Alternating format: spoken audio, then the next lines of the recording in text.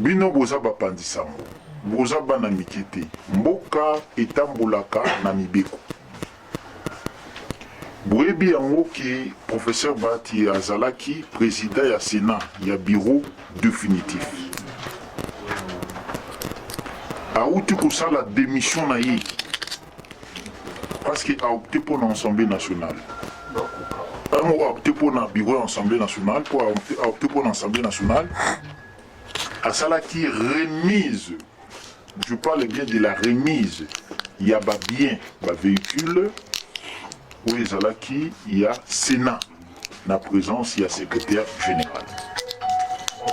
Or, le règlement intérieur, il y a Sénat, article 12, vous permettez-moi pour 2 secondes. Le bureau provisoire procède à la remise et reprise avec le bureau sortant, en présence du secrétaire général de l'administration du Sénat. Le bureau provisoire, ici, dans le cas d'espèce, c'est le bureau d'âge.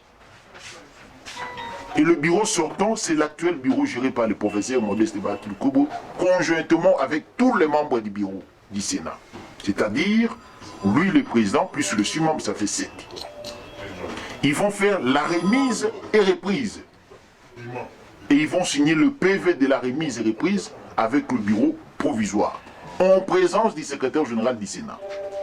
Ici, les textes réglementaires ne donnent pas le pouvoir au président du Sénat, ni au bureau sortant, de faire la remise avec le secrétaire général. Il faut qu'on se comprenne. À condition que vous, les journalistes, vous avez une connaissance très approfondie, plus que moi, que vous allez m'aider ici. Que l'article 12 ne dit pas ça. Voici un autre article qui parle du bureau sortant, qui doit faire la remise avec tel individu. Ça, c'est la première des choses. Deuxième chose, la banque reconnaît la signature de la caissière et du président. Le pouvoir est d'attribution. C'est la plénière qui donne le pouvoir au bureau actuel. Ou encore, c'est les bureaux qui délibèrent les décisions. Et les bureaux doivent délibérer une décision, soit la plénière peut délibérer une décision avec une majorité absolue. Quand il y a 3 membres du bureau, plénière est ça les mater. Tous en a 9 sénateurs. Si par exemple tous en a 50 sénateurs dans 4 salles, plénière est ça les mater. Majorité c'est à partir de 55. Majorité au bureau c'est à partir de 4 membres du bureau.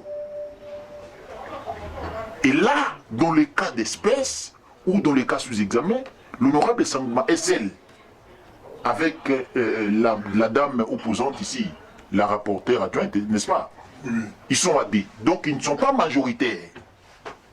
Et aucune remise, aucun acte a été posé pour remettre le pouvoir d'une manière officielle à l'honorable Sangouma. Ni par la plénière, ni par une majorité délibérante de membres du bureau du Sénat. On se comprend un peu.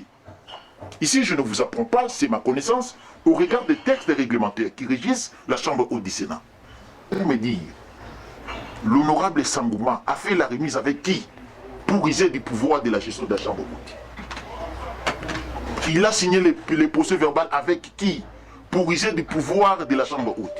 Il va engager la Chambre avec quelles composantes du bureau? Le président avait convoqué les membres du bureau juste après la promotion du chef de l'État de la gestion des affaires courantes, parce que la primature c'est une institution et le Parlement c'est une institution qui est gérée par des chambres. Quand le chef de l'État donne le pouvoir à une institution, c'est le même pouvoir qui retombe sur toutes les institutions de la République. Parce que jusqu'au jour d'aujourd'hui, même les gouverneurs gèrent les provinces. Ça c'est une réalité absolue. Alors, qui a donné le pouvoir à l'honorable Sangouma? La plénière, vous avez la réponse. Le membre du bureau du Sénat, vous avez la réponse. La remise et reprise avec le bureau sortant, vous avez la réponse. Les règlements intérieurs du Sénat, vous avez la réponse. 4 questions à vous poser, mesdames et messieurs de la presse. Moi, je n'ai pas le pouvoir de vous poser des questions. Mais vous êtes des intellectuels. Je suis face aux intellectuels. Voilà. Je vous brandis l'article 12 du règlement intérieur du Sénat, qui parle de la remise et reprise. Et cet règlement intérieur du Sénat est conforme à la Constitution, qui était validée par la Cour constitutionnelle avant que la Chambre haute puisse utiliser ce texte qui est réglementaire l'article 12 nous parle de la remise et reprise avec le bureau sortant. Et la gestion de la chambre haute n'est pas gérée par une majorité simple. Le bureau n'est pas un individu ou deux. Le bureau, c'est à partir de la majorité 4 personnes. Là, c'est un cas de session ou de plénière. S'il vous plaît, s'il vous plaît. Le constituant originaire n'a pas spécifié. Donc il n'y a pas un cas de la jurisprudence ici. Si vous avez un cas de la jurisprudence, pourriez-vous me dire? Parce que les institutions de la République sont classiques. Ils sont classiques. Si vous avez un cas similaire de la jurisprudence, dites-les à moi, devant vos confrères. À mon humble avis, il n'y a aucune violation des textes. Le président a opté pour l'Assemblée nationale. Mais l'article 12, excusez-moi, l'article 12 lui dit il doit faire la remise avec son bureau, avec les bureaux d'âge. Et le bureau d'âge signifie les nouveaux élus à la chambre haute. Celui qui est plus âgé, avec les deux moins âgés, constitue le bureau d'âge. Dans les cas sous examen, le bureau d'âge n'est pas encore là, qui est le bureau provisoire. À qui, maintenant je vous repose la question, à qui le président Bahati va faire la remise et signer le PV? Avec, si je peux finir, avec le secrétaire général ou avec un seul membre du bureau? Je compte avec le secrétaire général.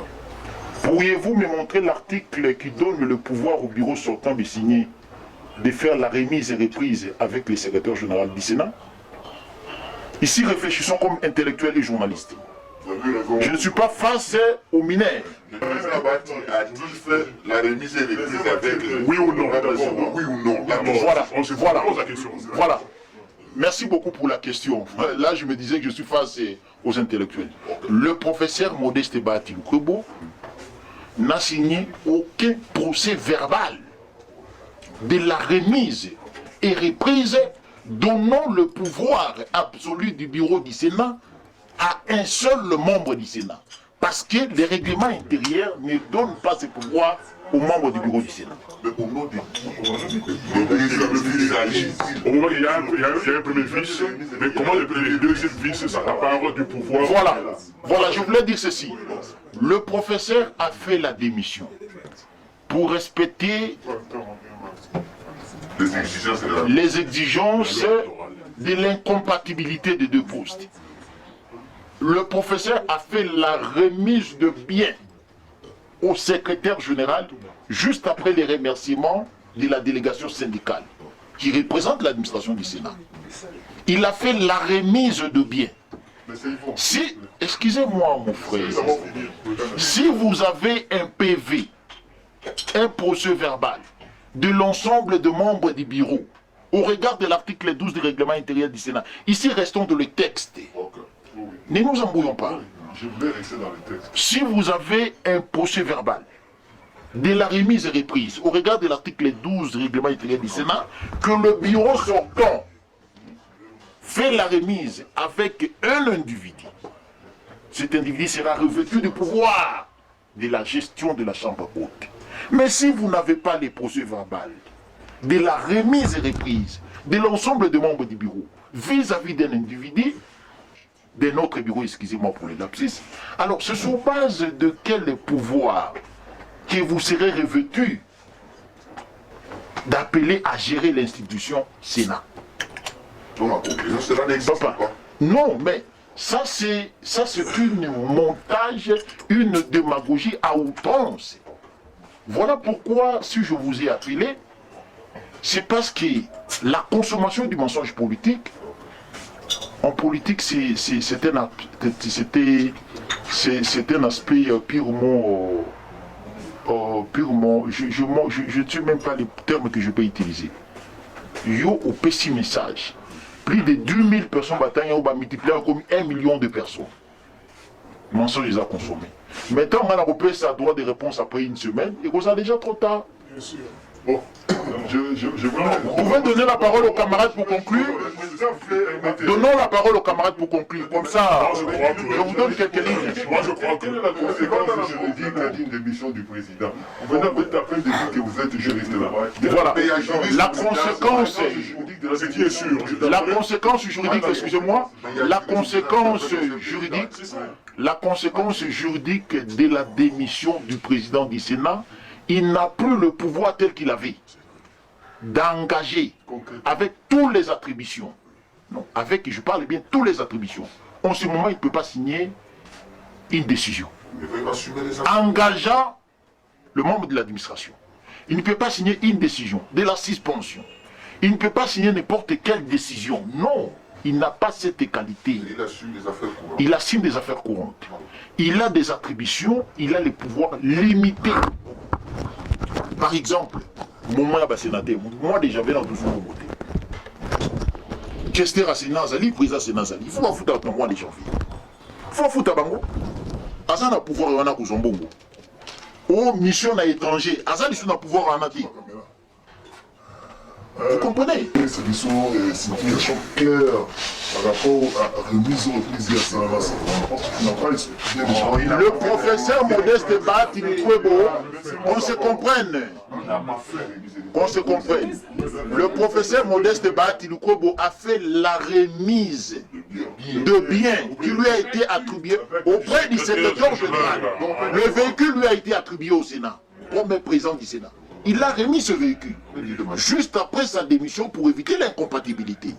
Mais les textes réglementaires qui rejettent cette chambre lui disent, vous, conjointement avec le membre du bureau qui vous entoure, vous devriez attendre le bureau provisoire, allez, je dis le bureau d'âge. Maintenant, le professeur devait dire que non, cet article est mauvais, je ne peux pas respecter ça. Qu'on se comprenne.